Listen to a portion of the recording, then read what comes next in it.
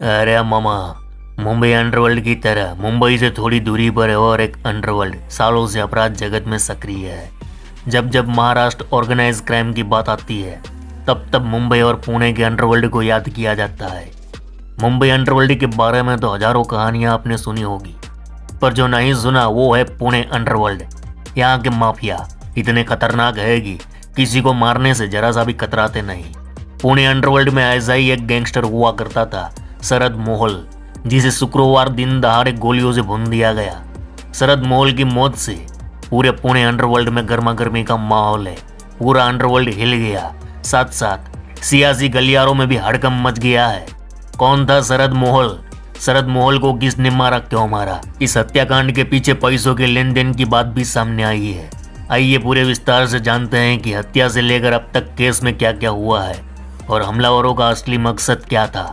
आज कई राज खोलेंगे।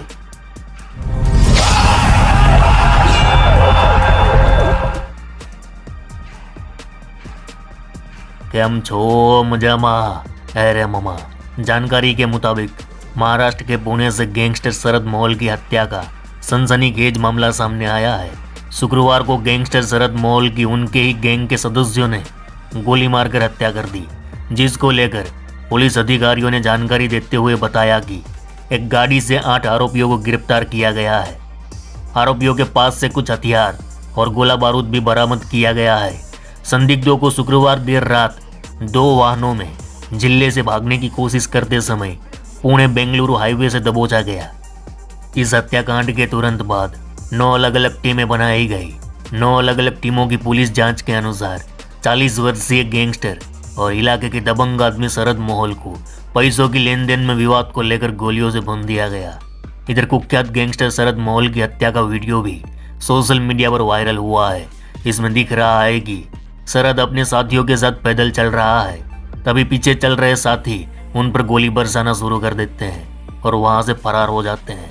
इस सीसीटीवी को देख पूरा हिंदुस्तान दंग रह गया कि इस तरह भी खुलेआम ऐसी भयानक वारदात को अंजाम दिया जा सकता है। पुलिस ने शरद मोहल की हत्या के आरोपियों के पास से 3 देसी पिस्टल, 3 मैगजीन और 5 कारतूस के साथ साथ 2 कार भी बरामद की है। यह पूरा मामला शुक्रवार दोपहर करीब 1:15 का है, जब शरद मोहल सुतारदरा इलाके के पांडुरंगवाड़ी में अपने कार्यालय सह निवास के बाहर छोटी सी गली में टहल रहा था।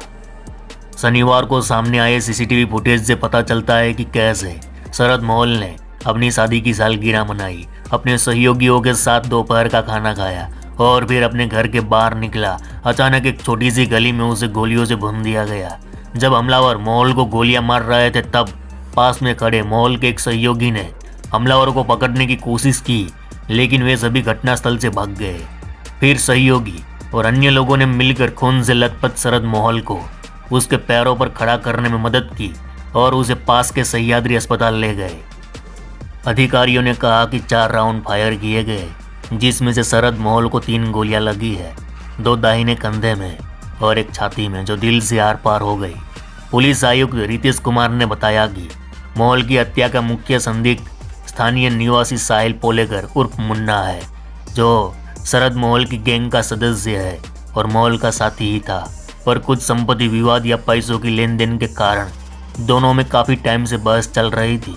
इस वजह से साहिल अंदर ही अंदर शरद से नाराज था और उसे मौका मिलते ही शरद को मौत के घाट उतार दिया। इधर गोलीबारी के बाद मोहल के सहयोगी अरुण धूमल ने कोथरूड पुलिस स्टेशन में शिकायत दर्ज कराई, जिसके बाद हत्या साजिश हथियार अधिनियम की धाराओं के तहत एफआईआर दर्ज की गई और 9 जांच टीमें गठित की गई। शरद मोहल एक गैंगस्टर था और येरवाड़ा सेंट्रल जेल के अंदर इंडियन मुजाहिदीन के आतंकी कतिल सिद्दीकी की हत्या का आरोप शरद पर था, लेकिन बाद में 2019 में वह बरी हो गया था। शरद मोहल के परिवार में उनकी पत्नी, बेटा, माँ और एक भाई है। शुक्रवार को शादी की सालगिरह के दिन उसकी हत्या कर दी गई। वह पहले अपने बड़े भाई और गैंगस्टर संदीप मोहल का ड्राइवर था। संदीप की अक्टूबर 2006 में एक विरोधी माफिया गिरोह ने गोली मारकर हत्या कर दी थी। संदीप मोहल पर मराठी में मुलसी पैटर्न करके एक फिल्म भी बनी है। खैर, संदीप के जाने के बाद शरद मोहल ने गिरोह की कमान संभाली और गैंगस्टर किशोर मारने की हत्या करके अपने भाई की मौत का बदला लिया था। इधर महाराष्ट्र के उप मुख्यमंत्री देवेंद्र फडणवीस ने कहा कि यह गिरोह के बीच की लड़ाई का मामला नहीं है, क्योंकि शरद मोहोल की हत्या उसी के साथियों ने की है। उन्होंने कहा, हमारी सरकार जानती है ऐसे कुख्यात तत्वों से कैसे निपटना है। कोई भी गिरोह के बीच की लड़ाई में संलिप्त होने की हिम्मत नहीं कर सकता। इधर अधिकारियों ने बताया कि शरद मोहोल जब सुतारदरा में उस गली में जा रहा था तब उस पर करीब 3 से 4 हमलावरों ने गोलियां चलाई है। इधर इस हत्याकांड मामले में पुणे पुलिस ने 2 वकीलों के साथ 8 लोगों को हिरासत में भेज दिया है। इन 2 वकीलों के नाम है रविंद्र पवार और संजय उदान। बाकी जो हमलावर हैं उनमें साहिल पोलकर, नामदेव कांगड़े, अमित कांगड़े, चंद्रकांत सेलगे, विनायक गावंकर और विठल गंडाले शामिल है। मोहोल के शव को पोस्टमार्टम के लिए ससून अस्पताल में स्थानांतरित कर दिया गया था। इस दौरान बड़ी संख्या में उसके समर्थक एकत्र भी हुए थे और जोरदार हंगामा किया था। पुलिस ने अस्पताल और उसके आसपास सुरक्षा भी कड़ी कर दी थी। यहाँ बता दें कि शरद मोहोल की पत्नी स्वाति अप्रैल 2023 में मंत्री चंद्रकांत पाटिल की उपस्थिति में सत्तारूढ़ बीजेपी में शामिल हो गई थी। मोहोल दंपति को नियमित रूप से शहर के विभिन्न सार्वजनिक कार्यक्रमों में देखा गया था। गैंगस्टर शरद मोहोल पर शहर के विभिन्न पुलिस स्टेशन में 1 दर्जन से अधिक गंभीर मामले दर्ज थे। उसने 9 साल जेल में बिताए थे। कुछ मामलों में जमानत हासिल की थी। शरद मोहोल पुणे के सबसे कुख्यात संदीप मोहोल का छोटा भाई था, लेकिन भाई की हत्या के बाद शरद ने अंडरवर्ल्ड की दुनिया में कदम रखा था।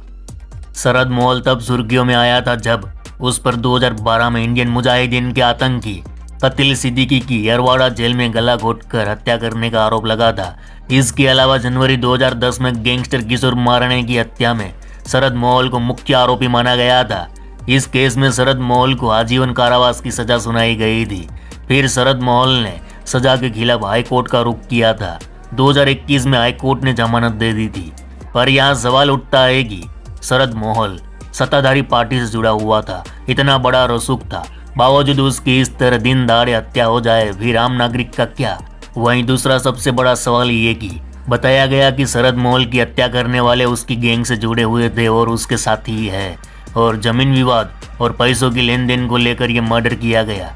यहाँ शरद के साथी ही पैसों को लेकर उसे जान से मार देते हैं, जबकि उन्हें भी पता था कि शरद को मारने के बाद हमें भी जेल जाना पड़ेगा। बावजूद शरद मोहोल की हत्या कर दी। तो सोचो, ये कोई छोटा मोटा विवाद नहीं होगा, कोई एक बड़ी रकम को लेकर ये विवाद होगा, तभी इन लोगों ने इस तरह का कदम उठाया होगा। अब पुलिस जांच कर रही है कि अगर वाकई में जमीन और पैसों का विवाद है तो वह जमीन कौन सी है और वह रकम कितनी थी, और इन सब के पीछे शरद मोहोल का कोई विरोधी गिरोह तो नहीं है जिसने शरद मोहोल के दोस्तों को बलि का बकरा बनाकर शरद मोहोल की हत्या करवाई हो। ऐसे तो बहुत सारे सवाल है जो पुलिस जांच के बाद ही पता चलेंगे, और जिस तरह एक दिन के भीतर पुणे पुलिस ने आरोपियों को पकड़ा है, उस हिसाब से लगता है जल्दी सारा कच्चा चिट्ठा सामने आ जाएगा। यहाँ पुणे पुलिस के काम करने के तरीके को भी एक सलाम देना चाहिए। खैर, अब तक पुलिस की जांच पूरी नहीं हुई है, तो इस मामले में कोई भी टिप्पणी करना या किसी पर संदेह करना उचित नहीं होगा। पुलिस की जांच का इंतजार करना पड़ेगा, और आगे जो भी अपडेट मिलेंगे हम आपको बताते रहेंगे। चलो, इस गुज्जू भाई का राम राम, मिलते हैं फिर।